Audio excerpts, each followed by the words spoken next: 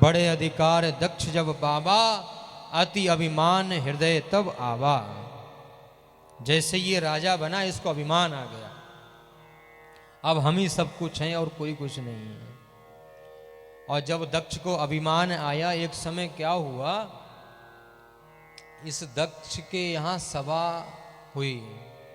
दक्ष ने सभी को बुलाया, इंद्रादिक देवता आए, भगवान विष्णु आए, ब्रह्मा जी आए, इंद्र आए, अनेकानेक देवता लोग आए। और उसी सभा में भगवान शिव भी बैठे हुए थे। जब दक्ष आया तो दक्ष के आने पर सभी राजा लोग खड़े हुए। भगवान शिव भगवान राम का ध्यान कर रहे थे, तो वो उठे नहीं।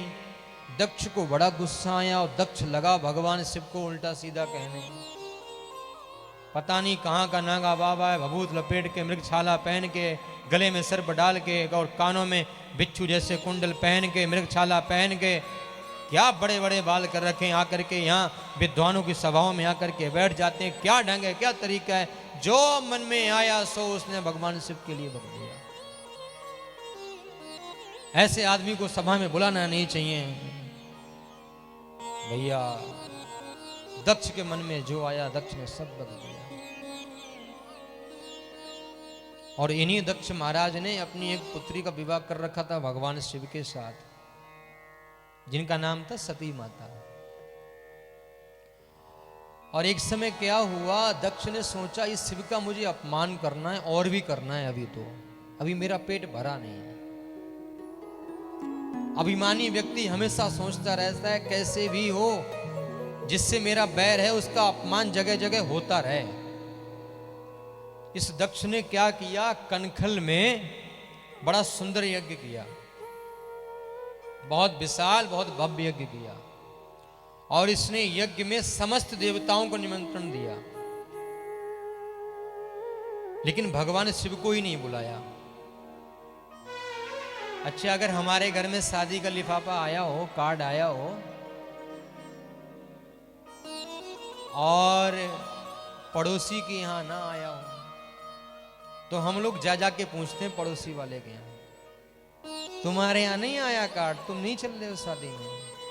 जबकि उसको पता है उस वाली पार्टी से इनका झगड़ा है, फिर भी जबरदस्ती, तुम चल नहीं रहे हो, तुम्हारे यहाँ आई ना, लिफाफा नहीं आया तुम्हारे यहाँ, चलो तुम भी शादी में। यही हो रहा है माता सती के साथ। माता सती भगवान भोलेनाथ के साथ कैलाश पर्वत पे बैठी हैं, और कैलाश पर्वत के ऊपर से विमान निकल के जा रहे हैं। भगवान शिव से माता सती कहती हैं, प्रभु ये सब जा कहां रहे हैं। पहले तो भगवान भोलेनाथ ध्यान में लगे रहे, कुछ नहीं बताया। फिर नहीं मानी माता सती, बाबा बताओ ना ये सब कहां जा रहे हैं। फिर भी भगवान भोलेनाथ नहीं बोले।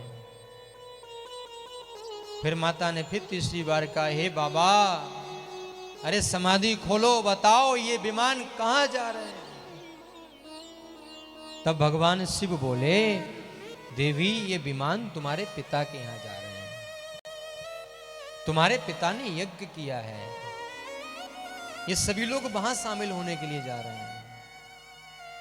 मेरे पिता ने यज्ञ किया और मुझको बताया तक नहीं। अरे कैसे कर लिया मेरे पिता ने, मुझे ही मेरे पिता भूल गए। तब भगवान शिव ने कहा, उनका मुझसे बैर है और मुझसे बैर के कारण उन्होंने तुमको नहीं बुलाया। कोई बात नहीं देवी। माता सती जिद करने लगी, नहीं बाबा हम तो जाएंगे, हम तो जाएंगे। भगवान शिव ने माता सती को बहुत बार मना किया, सती बिना बुलाए किसी के यहां नहीं जाना चाहिए। बिना बुलाए जब हम किसी के यहां जाते हैं तो हमारा अपमान होता है। हालांकि पिता के यहां, गुरु के यहां आप बिना बुलाए जा सकते हैं, वो तो अपना घर है। लेकिन भगवान शिव माता पार्वती को कहते हैं, पार्वती जिस जगह पर हमारा सम्मान ना हो, जहां लोग हमसे शत्रुता रखते हों, हमारे विपरीत हों, उस जगह पर जाना अनुकूल नहीं है, तुम्हें नहीं जाना चाहिए। बहुत समझाया माता सती को, लेकिन माता सती तो एक ही रट लगाए हैं कि हम तो जाएंगे बाबा, हमें जाना है। भगवान शिव ने नंदी को साथ कर दिया, कहा जाओ सती को लेकर के। थोड़े बहुत अपने गढ़ भेज दिए। जैसे ही माता सती आई कनखल में अपने पिता के यज्ञ में, माता सती से पिता तो नहीं मिले, पिता ने बात नहीं करी। बहनें और मिली, मुस्कुराती हुई मिली, आया नहीं तुम्हारा पति, कहाँ रह गया। और जैसे ही मां मिली, मां ने अपने हृदय से लगा लिया अपनी बेटी को। फिर माता सती ने सोचा कि देख के आऊं कहां पे यज्ञ हो रहा है।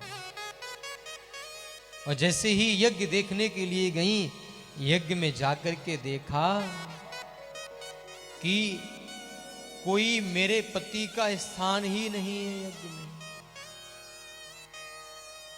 यहां पर हर देवता का स्थान है, लेकिन मेरे पति का कोई स्थान नहीं।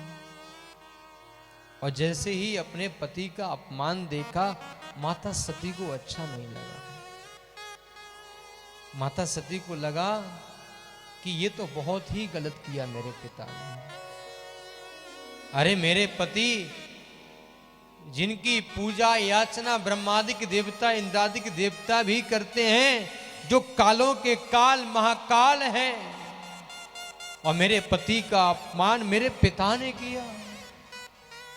और जिस जगह पर पति का अपमान होता हो, वहां पर पत्नी का रुकने का कोई अधिकार नहीं है। ये मेरा पिता जरूर है, लेकिन अब मैं अपने पति की अर्धांगिनी हूं और मैं अपने पति से विमुख नहीं जा सकती। माता सती ने जब अपने पति का अपमान देखा, माता सती ने सभी देवताओं को वहां पर कहा, तुमने भगवान शिव का अपमान किया है, तुमको इसका बदला अवश्य मिलेगा, ध्यान रखना। एक एक को इसका बदला मिलेगा। अपने पिता को बहुत समझाया, लेकिन पिता नहीं समझे। और जब पिता नहीं समझे, माता सती को रहा नहीं गया। माता सती ने उसी यज्ञ कुंड में योगाग्नि द्वारा अपने प्राणों को स्वाहा कर दिया। जब ये बात नंदी को मालूम चली, गणों को मालूम चली, गणों ने पूरे यज्ञ को विध्वंस कर दिया। और जब ये बात कैलाश पर्वत तक भगवान शिव के पास पहुंची, भगवान शिव ने अपनी जटा से बाल तोड़ा और बाल तोड़ के एक शिला पे पटका। वीरभद्र नाम का एक दैत्य प्रकट हुआ। उसको आदेश दिया, जाओ जाकर के पूरे दक्ष यज्ञ को विध्वंस कर दे। वीरभद्र काली दोनों यज्ञ में आए, आकर के पूरे यज्ञ को विध्वंस कर दिया। और जब इस दृश्य को देखा, ऋषियों ने रोका भी, तब भी नहीं रुके। ऋषियों ने कहा, तुमने भगवान शिव का अपमान किया है, अब भगवान शिव ही तुम्हारे संकट हरेंगे। हे दक्ष, तुम भगवान शिव से प्रार्थना करो।